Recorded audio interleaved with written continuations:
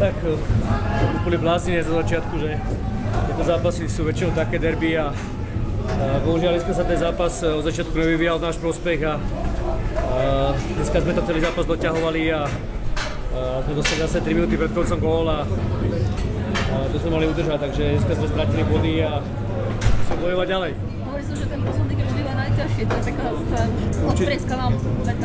Ten posledný krok býva určite najťažší a máme na to ešte 3 zápasy vonku a budeme bojovať do konca a ideme ďalej.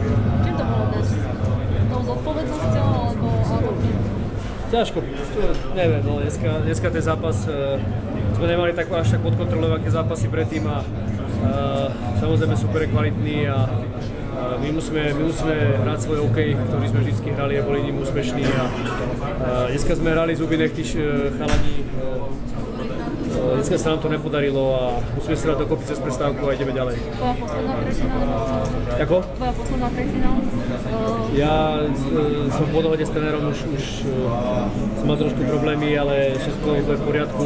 Mám prestávku, teraz dáme sa dokopy, viacerí máme problémy zdravotné, ale verím, že sa po prestávke dáme dokopy a budeme zase tak hrať, ako teraz. Bude toto ťažšie vonku?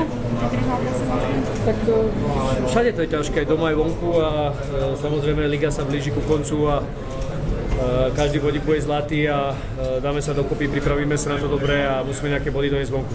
Janko, mrzí možno tá prehra o to viac, že opäť diváci predali fantastické predstavenie aj s tými transparentami a všetko proste. Aj teraz na záver ďakovačka. Tak boli skvelí celú základnú časť. Doma boli úžasní, nikto nemá také publikum ako my doma.